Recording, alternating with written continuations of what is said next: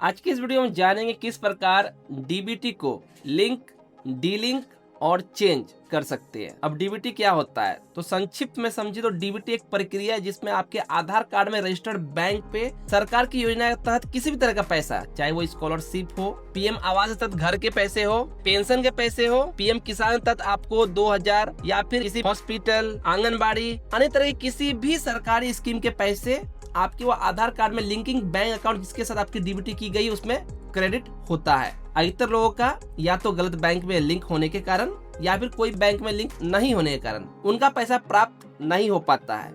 तो इस कंडीशन में कैसे हम पहला चीज देख सकेंगे कौन सा बैंक हमारा लिंक है। दूसरी चीज, अगर लिंक नहीं है या फिर कोई ऐसा बैंक लिंक है जिसका इस्तेमाल आप नहीं करना चाहते या उसमें आप पैसा प्राप्त करना नहीं चाहते हैं, उसे चेंज कर सकेंगे, जानेंगे। वीडियो काफी इंफॉर्मेटिव होने वाली है, वीडियो को बिना एक पल स्किप के एंड तक बने रहिएगा। इसलिए सबसे पहले आपको अपने मोबाइल के प्ले स्टोर से एम आधार एप्लीकेशन को डाउनलोड करनी है। डाउनलोड करें, पहली बार आप कर रहे हो तो इंटरफेस दिखेगा, स्किप करके कंटिन्यू करके लैंग्वेज चूज कर आपको यहाँ पे इसे अपने एक मोबाइल नंबर के साथ रजिस्टर कर लेना है। रजिस्टर करते ही आपको कुछ इस प्रकार इंटरफेस दिखेंगे। आपको यहाँ पे सबसे पहले आपके जो आधार नंबर है उसमें एक मोबाइल नंबर लिंक होना अनिवार्य, तभी आप इस सारे प्रोसेस को कर पाएंगे। अगर आपके आधार कार्ड में कोई भी मोबाइल नंबर लिंक नहीं है तो आप नजदीकी आधार सेंटर जाकर मोबाइल नंबर लिंक करा ले। चेक करने का सबसे आसान तरीका है, मोबाइल नंबर लिंक है या नहीं है, सिंपली यहाँ पे चेक आधार वैलिडिटी दिखेगी, इसके अंदर जाना है, अपनी आधार नंबर कैप्चा डालकर सबमिट करेंगे तो आप देखेंगे आने वाली स्क्रीन के ऊपर आपके आधार संख्या के साथ साथ एज, जेंडर, स्टेट, किस स्टेट का आधार है और लास्ट में मोबाइल नंबर, लास्ट आपका 3 डिजिट दिख जाए कौन सा मोबाइल नंबर लिंक है।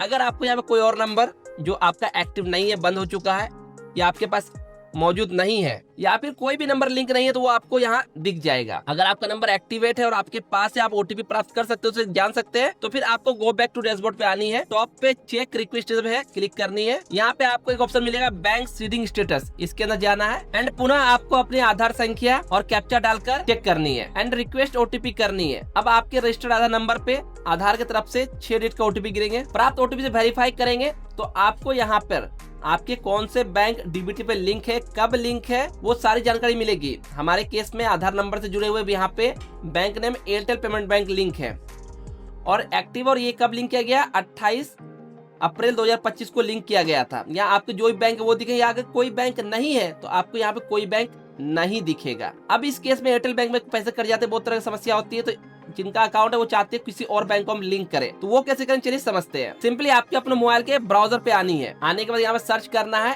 NPCI। आपको npci.org.in के अंदर आनी है। यहाँ पे इस पर इंटरफेस मिलेगा। बाएं साइड आपको 3 लाइन देखने मिलेगी, इस पर क्लिक करनी है। यहाँ पे आपको कस्टमर सेक्शन देखने को मिलेगा, सेकंड वाले पे टैप करना है। इसके अंदर आपको भारत आधार सीडिंग इनेबलर BASE देखने में, इसके अंदर क्लिक करनी है। आपको इस प्रकार कुछ पेज देखने को मिलेगा। आपको यहाँ पे लेफ्ट साइड में आधार सीडिंग डी सीडिंग देखने को मिलेगा। बाकी और भी ऑप्शन है, आपको सिंपली सेकंड वाली आधार सीडिंग डी सीडिंग ऊपर क्लिक करनी है तो इस प्रकार इंटरफेस देखने मिलेगा। यहाँ पे आपको अपना आधार नंबर दर्ज करना है।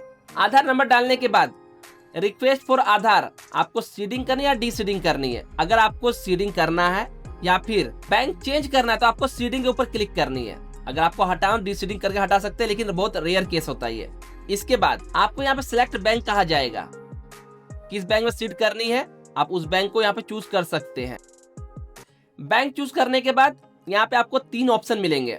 पहला चीज है आपका, अगर वहां पे जहाँ पे आपने चेक किया था अपना बैंक लिंकिंग स्टेटस के अंदर डीबीटी के अंदर, अगर यहाँ पे कोई बैंक लिंक नहीं है तो आप फ्रेश सीडिंग को चूज करेंगे। अगर आपका जिस बैंक में अकाउंट है उसी बैंक में आपका दूसरा भी अकाउंट है और बैंक से जैसे स्टेट बैंक है तो स्टेट बैंक में आपका 2 अकाउंट है और चाहते हैं आप एक अकाउंट से दूसरे अकाउंट स्विच करना, तो सेकंड वाले option movement same bank with another account choose करेंगे। किंतु हमारे केस में एयरटेल बैंक है, अब मुझे इंडियन बैंक करना है, यानी बैंक अलग अलग है, तो movement from one bank to other bank, हम बैंक चेंज कर रहे हैं तो इसे चूज करेंगे। अगर आप एक ही बैंक में है तो अकाउंट चूज करें, अगर आप नया करो फ्रेश न्यू टैप करें तो हम मूव करेंगे। अब यहाँ पे जिस बैंक में आपको मूव करनी है उनका अकाउंट नंबर, हमारे केस में इंडियन बैंक है तो हम जिस बैंक को ऐड करना चाहते हैं उसका अकाउंट नंबर यहाँ पे हम दर्ज करेंगे। आपको यहाँ पे 2 बार अपना अकाउंट नंबर दर्ज करना है। एक चेकबॉक्स मिलेगा, इस पे आपको टिक करनी है। स्क्रॉल डाउन कर नीचे आएंगे तो आपको एक कैप्चा मिलेगा, इसे भरकर पे आपको सबमिट करनी है। जैसे सबमिट करेंगे एक टर्म एंड कंडीशन पेज आएगा, इसको आपको पूरा स्क्रॉल डाउन करानी है, एक्सेप्ट एंड कंटिन्यू करना है। इसके बाद इस प्रकार से आपको घूमेगी और आपके आधार कार्ड की तरफ से आधार ओटीपी गिरेगी 6 डिजिट की। आपको सही से ये ओटीपी दर्ज कर कंफर्म करनी है। इसके लिए आपको इस प्रकार से प्रोसेसिंग दिखेगा, आपको इस पे जो वेट करना है। इसके लिए आपको एक पॉप आएगी, your Aadhaar number currently map with Airtel payment bank, please click on to process with Indian bank, confirm करनी है। कई बार आपको एरर देखने को मिल सकता है या फिर एक प्रकार एक लाइनिंग चलेगी, आपको वेट करना है, आपका मैपिंग का जो प्रोसेस है वो लिया जाएगा। इसके बाद जो रजिस्टर नंबर है उसके ऊपर बैंक की तरफ से मैसेज भी आ सकता है, your Aadhaar seeding request account number इतना इतना हैज बीन एक्सेप्टेड, जिस बैंक से करो उस बैंक के तहत। बाकी ये प्रोसेसिंग आपको चल रही है। आपको अगर कंफर्म करना आपका हुआ या फिर नहीं हुआ तो आपको पुनः एम आधार ऐप पे आनी है, अपनी आधार संख्या और कैप्चा डालकर चेक करनी है।